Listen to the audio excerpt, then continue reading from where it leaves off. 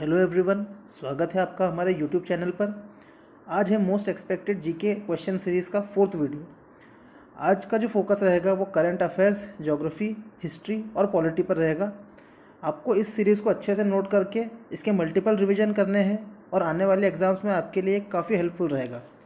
और इसमें जो भी होमवर्क के क्वेश्चंस दिए जाए उनको आप कमेंट बॉक्स में ज़रूर रिप्लाई करें, वो भी आपको एग्ज़ाम में कई जगह देखने को मिलेंगे। चलिए शुरू करते हैं। पहला क्वेश्चन जो है, which state tableau won the first prize in the states union territory category in Republic Day parade.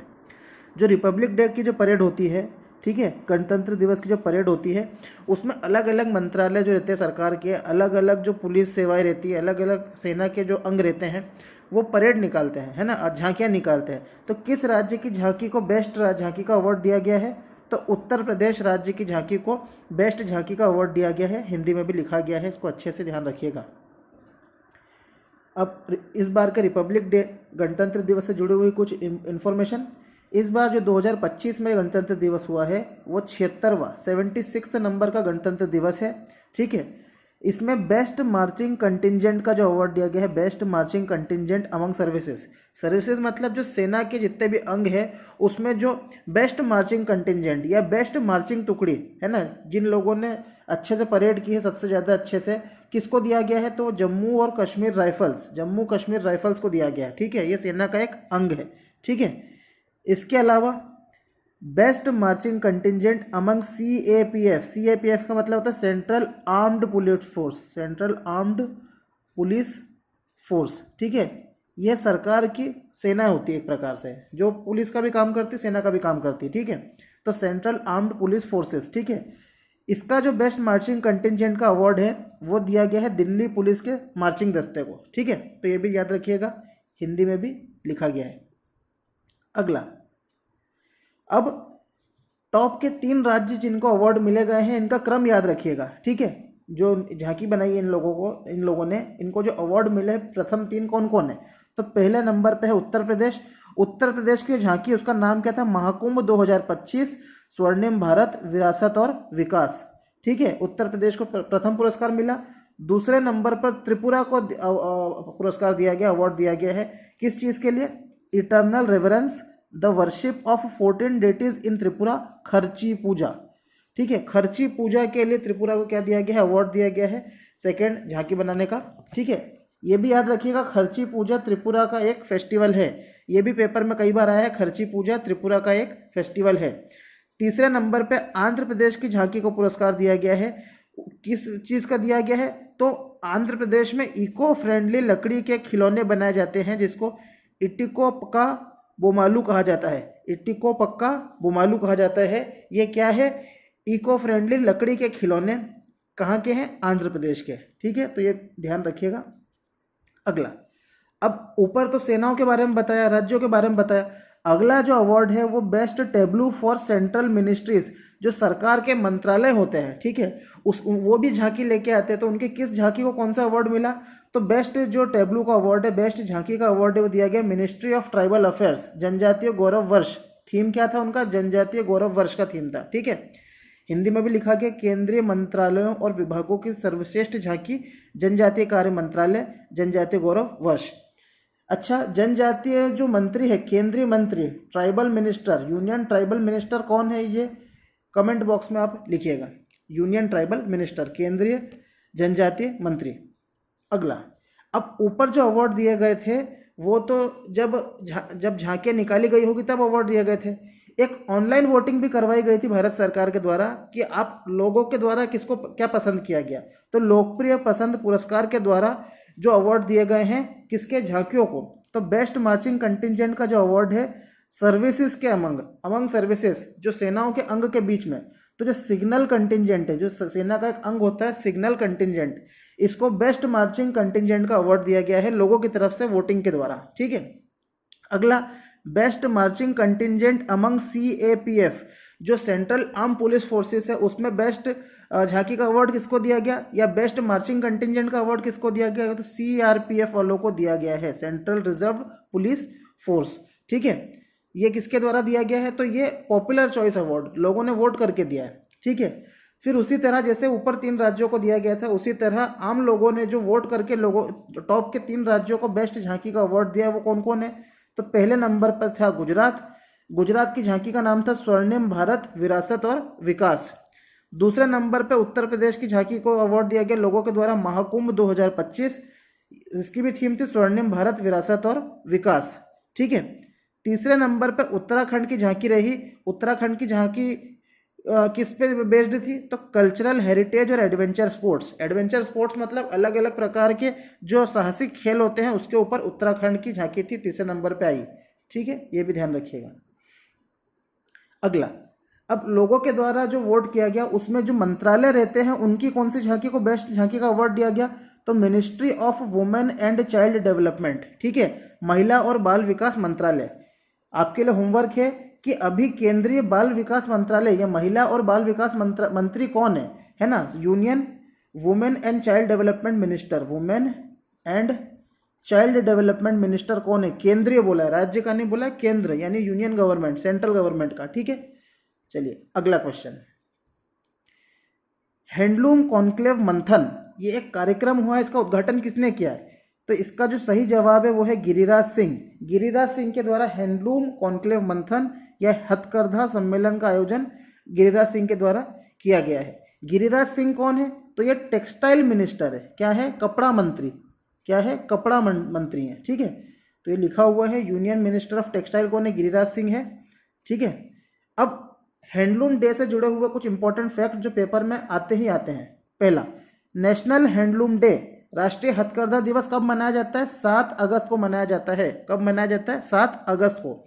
2025 में जो बनाया गया उसकी थीम क्या है? Handlooms empowering women empowering the nation. 2025 की थीम क्या है राष्ट्रीय हथकरघा दिवस की?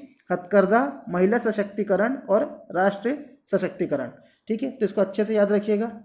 अब ये जो हमारा नेशनल हैंडलूम डे या राष्ट्रीय हथकरघा दिवस है क्यों मनाया जाता है? तो ये इसलिए मनाया जाता है क्योंकि 7 अगस्त 1905 जब अंग्रेज थे हमारे देश में, 7 अगस्त 1905 में, तो उस दिन स्वदेशी आंदोलन लॉन्च किया गया था, स्वदेशी मूवमेंट लॉन्च किया गया था, जिसका काम क्या था कि हम सिर्फ स्वदेशी सामानों का उपयोग करेंगे। स्वदेशी मतलब खुद के देश के सामानों का उपयोग करेंगे। तो स्वदेशी मूवमेंट 7 अगस्त 1905 को लॉन्च तो कर दिया था।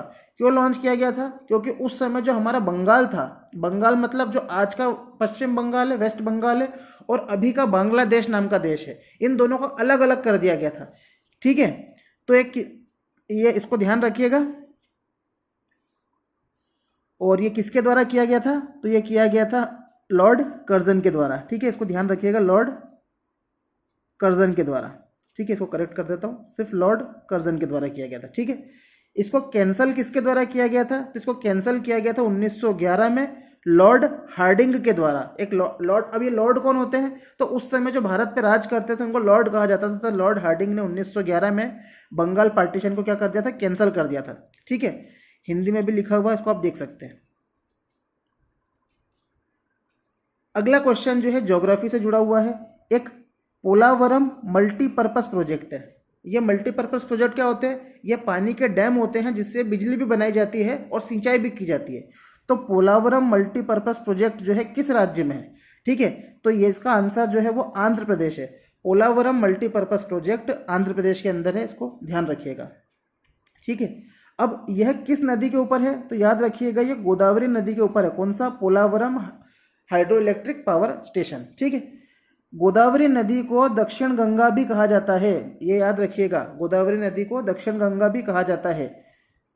गोदावरी नदी कहाँ से निकलती है? तो नासिक के त्र्यंबकेश्वर नाम की जगह से निकलती गोदावरी नदी, तो इसको ध्यान रखना। अब मल्टीपर्पज जो प्रोजेक्ट की बात चल रही है तो इससे जुड़े हुए कुछ फैक्ट। वर्ल्ड का largest multi stage lift irrigation project, ठीक है, पानी का सबसे बड़ा मल्टीपर्पस लिफ्ट इरिगेशन प्रोजेक्ट दुनिया का सबसे बड़ा कौन सा है? तो उसका नाम है कालेश्वरम लिफ्ट इरिगेशन प्रोजेक्ट, जिसको शॉर्ट में बोलते हैं क्लिप।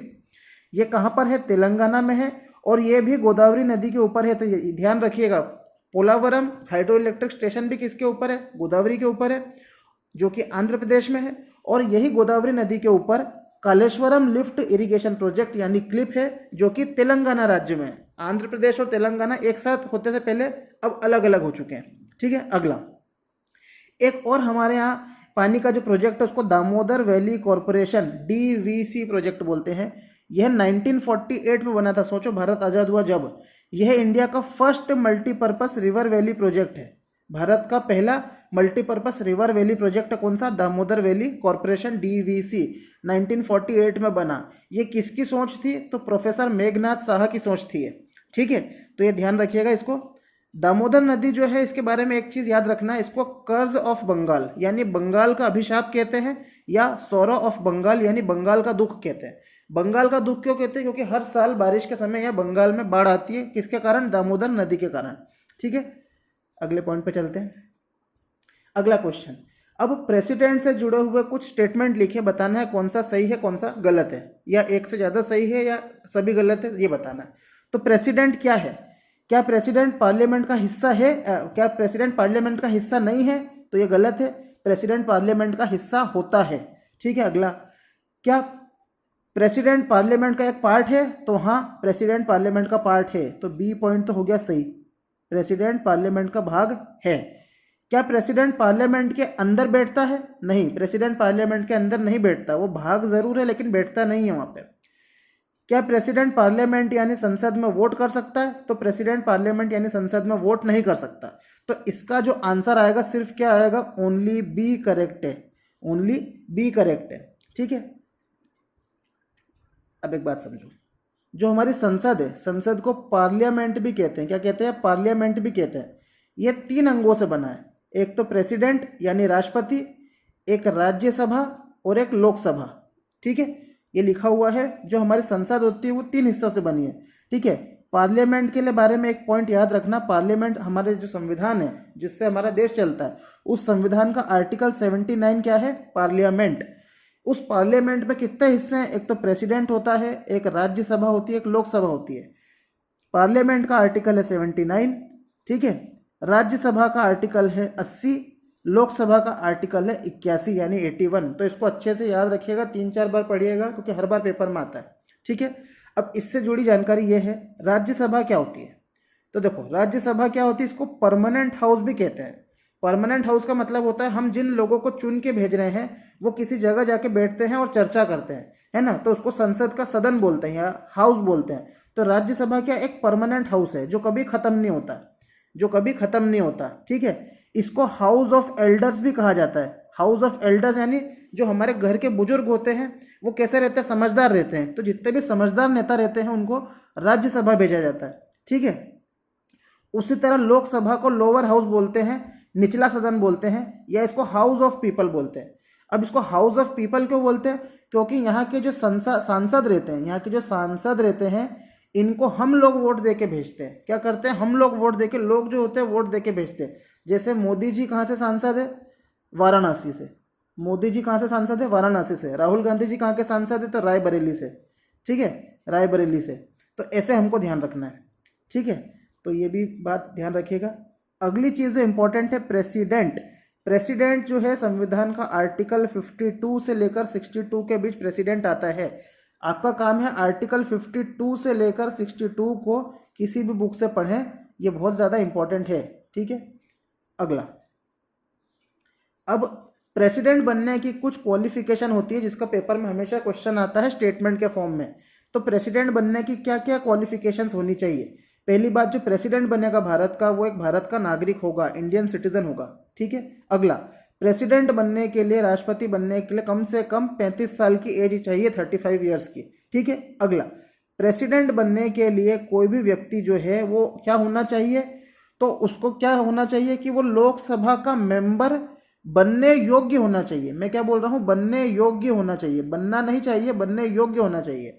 मतलब अगर कोई लोकसभा का मेंबर है तो ऐसा नहीं कि वो राष्ट्रपति बन जाएगा। राष्ट्रपति बनने के लिए उसको लोकसभा का मेंबर बनने योग्य होना पड़ेगा। ठीक है, तो ये पॉइंट को थोड़ा ध्यान से सुनिएगा।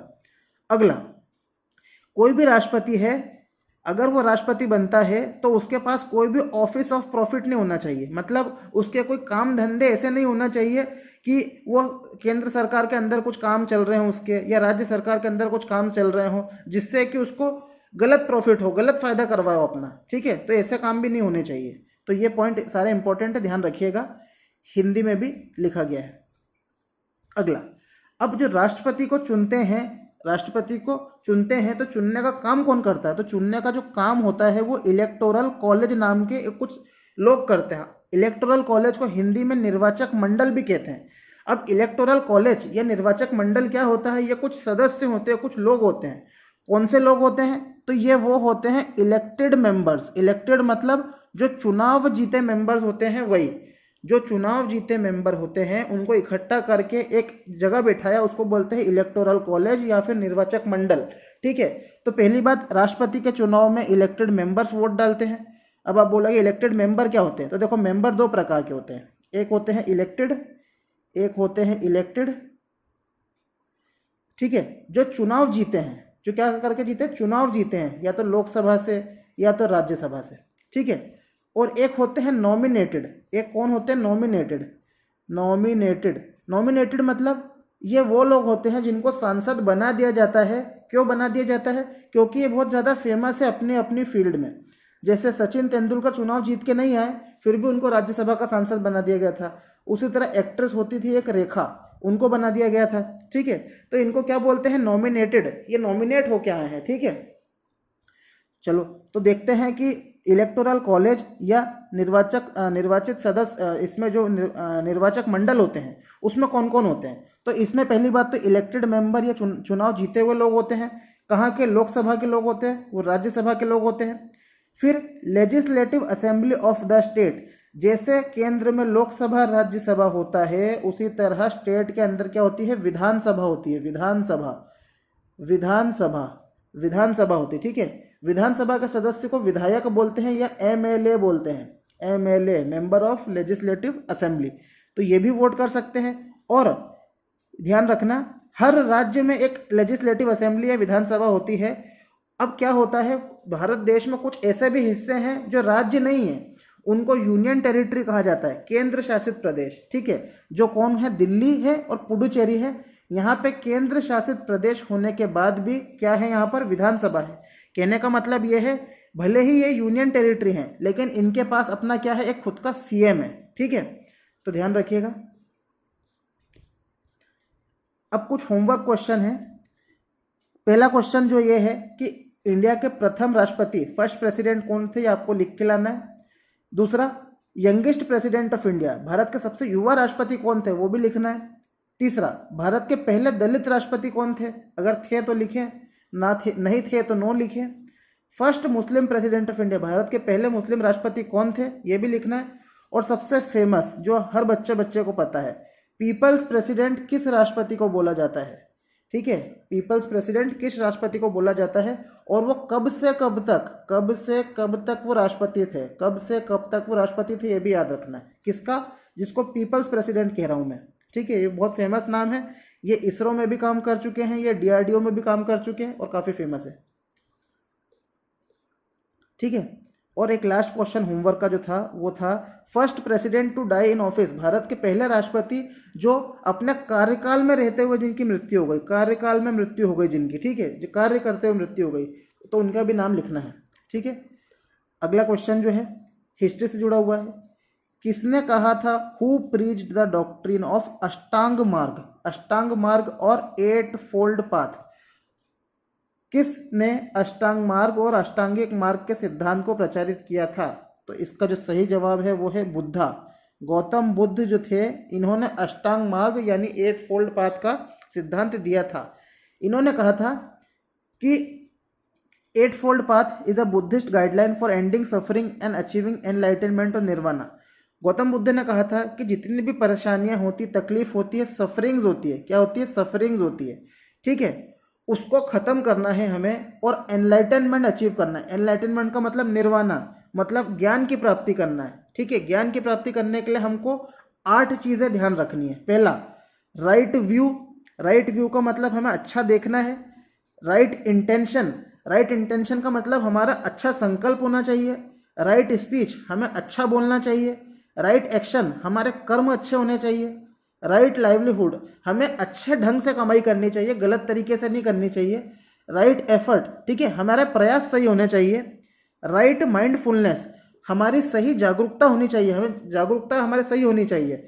और राइट कंसंट्रेशन यानी सही एकाग्रता होनी चाहिए। ठीक है, अगर ये 8 चीज़ें, ये 8 चीज़ों का नाम याद रखना पूरा। ठीक है, अगर ये 8 चीज़ें किसी इंसान के पास है तो वो इंसान क्या अचीव कर लेगा, वो इंसान पा लेगा निर्वाणा। निर्वाणा मतलब सांसारिक दुखों से वो आज़ाद हो जाएगा। ठीक है, अब इससे जुड़ा हुआ एक टॉपिक जो है कि गौतम बुद्ध के बारे में क्या क्या फैक्ट्स हैं। तो गौतम बुद्ध का असली नाम सिद्धार्थ गौतम था। ये एक राजा के बेटे थे। ठीक है, ये प्रिंस हुआ करते थे, राजकुमार होते थे। इनका जो जन्म हुआ था वो 623 BC। BC मतलब BC बिफोर क्राइस्ट, मतलब जब जीसस पैदा हुए थे उनसे 623 साल पहले ये पैदा हुए थे। ठीक है, कहाँ पे पैदा हुए थे, जगह पूछी जाती है, लुम्बिनी, नेपाल। नेपाल में लुम्बिनी नाम की जगह पैदा हुए थे। कौन, गौतम बुद्ध। इनका असली नाम क्या था, सिद्धार्थ गौतम। इनके पिताजी का नाम था शुद्धोधन। शुद्धोधन, शुद्धोधन नाम था इनके पिताजी का। ठीक है, और इनका जो गोत्र था, इनका जो क्लैन था, किस जात से आते थे, तो शाक्य, शाक्य जात से आते थे। ठीक है, तो ये भी ध्यान रखिएगा। जो बुद्ध की डेथ हुई थी, मौत हुई थी, तो उसको मौत नहीं बोला जाता, परिनिर्वाण कहा जाता है। तो याद रखिएगा, पेपर में आता है कि बुद्धा की मौत को क्या कहा जाता है, परिनिर्वाणा कहा जाता है। ये कब हुआ था, 483 BC में बुद्धा का परिनिर्वाण हुआ था। कहाँ पे हुआ था, तो उनकी जो डेथ हुई थी परिनिर्वाण स्तूपा या महापरिनिर्वाण टेम्पल में हुआ था।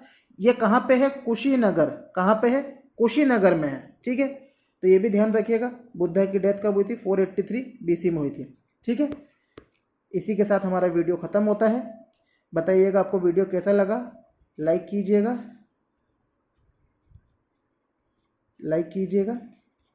शेयर कीजिएगा और सब्सक्राइब कीजिएगा। और बताइएगा क्या हमको इस सीरीज़ को कंटिन्यू करना चाहिए, क्योंकि मैंने शुरू में कहा था हम इसकी शुरू में 5 डेमो वीडियो लाएंगे। अगर अच्छा लगेगा तो एग्ज़ाम तक 30 वीडियोज़ लाएंगे। ठीक है, तो अपने दोस्तों के साथ शेयर करिए और बताइएगा कमेंट में कैसा लगा। धन्यवाद।